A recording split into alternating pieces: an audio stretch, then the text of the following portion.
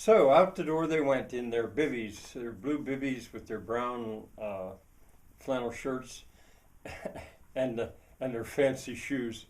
Felt a little funny with the fancy shoes. They took a left, and and were walking along the sidewalk, and sure enough, there were several tiny stores right there. Uh, they went by the Scratch and Dent. It said Scratch and Dent, and I looked in the window, and there were all kinds of canned goods there, uh, and that's pretty much all they had, just stacks of canned goods with the man in there. And well, they didn't look. They looked, but they kept going. Then they came. Then they went past a little place called the New Heights. Um, Heights is spelled Hites, Heights, but it's a play on words really, because this was taking that business to a new height, and it was a little tiny hardware store. Uh, it said New Heights Hardware and Tinsmithing. There must have been a tinsmith in there, they were both tempted to just go in and look, but they didn't really need any hardware, and so they kept going. Well, the next store they came to, sure enough, was Nixon's Sons. uh, Amanda had the name wrong. She called it New Nix. New Heights was okay because before the fire there'd been a store there called Heights Store, and this was the New Heights. They were rebuilding still the center of this little town. Well, they went and why it was called Nixon's Sons. See, there was a abiding sense of humor quietly behind a lot of stuff in Earth's drink. And Nick, he knew perfectly well that Nixon's Sons was going to be a funny thing to say. Well, the name came because Nick, the guy who had a shoe store there, a shoe repair store there, back in maybe the 1970s. It was way back there. He had been this guy, the present owner's grandfather. So, and he was also called Nick. So he was Nick's son's son, Nixon's son.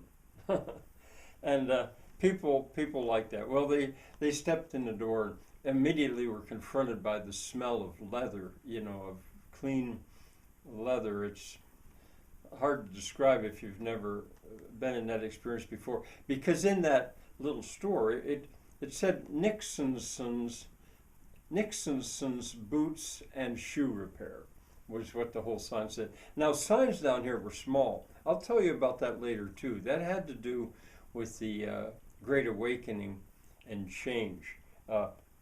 There weren't big gaudy signs to draw attention. They were much smaller. Well, they went in and just about possibly even before they noticed Nick, who was working on a pair of shoes back there, they noticed this machine. It was Peter especially that he immediately noticed this machine. Later on, he found out the name of it was a Landis shoe repair lathe.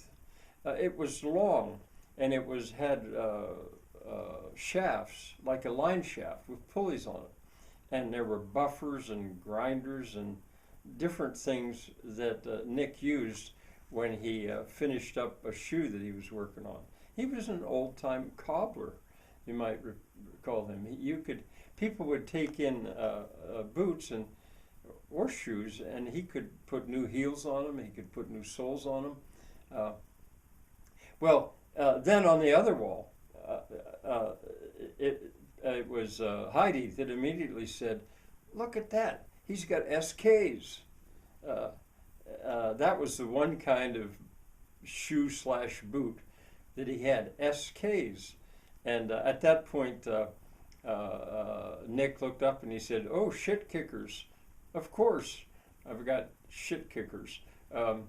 Now, for any of you that don't know what they are, they look like this. This is an SK. Uh, I recently bought a pair of SKs in Roaring Spring, a town near here, and he said, yeah, they're the ones that people really use the most when you know, practically speaking, when they're outside. SKs. Well, Nick was not a big man, dark haired.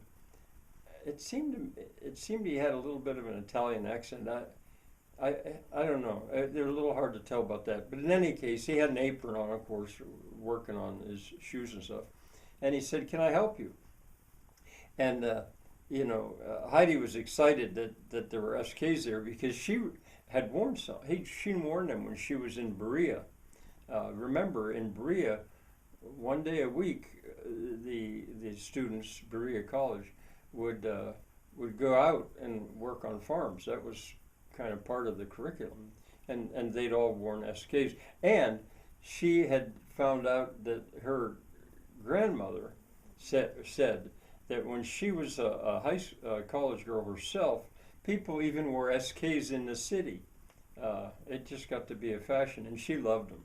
Now, and so that was all he had really in terms of selling new. He fixed things, but now they got a pair each, but it wasn't high like this. They were lower. There were really, that was it. There were two styles. So they got their SKs and thanked Nick and went back out and they decided, or this was a shopping trip, and so Heidi was probably definitely more into it than Peter. Peter hated to shop. But anyway, they went back in to see Samantha to show off her shoes, or boots, whatever, I guess boots. And Samantha smiled and said, "Yeah, oh yeah, they look great. You two look great now with their hats of white and brown." But Heidi said, you forgot to take my measurements or on the dress." And Samantha said, "Well, I didn't need that. I looked at you, and I know what you want. The only question would be, how long do you want it?" And she already had the bolt of flannel, brown flannel, rolled out on her table, and she was beginning to cut. And Heidi said, "Well, I don't know, long. I don't want to be tripping on it, but how about, I don't know, a little bit 6 inches above my ankle, something, whatever. Say, take the Mennonite women, as long as their dresses are." And Samantha said, "Yeah, that's what I thought. That's what I was going to do anyway. That's just what I thought you wanted. And forgive me if I do put a little bit of this or that as trim on it. I know you want it simple, but okay, good." And they were carrying their packages, a bag that had their clothes that they'd gone in there with. They were carrying them.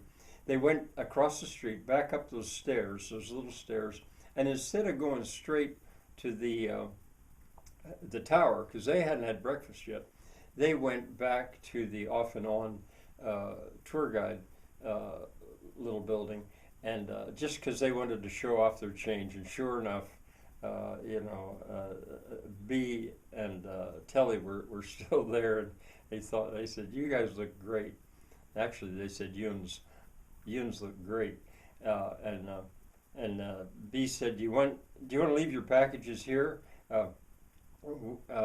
Because we have advice for you for the rest of this day, if you want to follow it.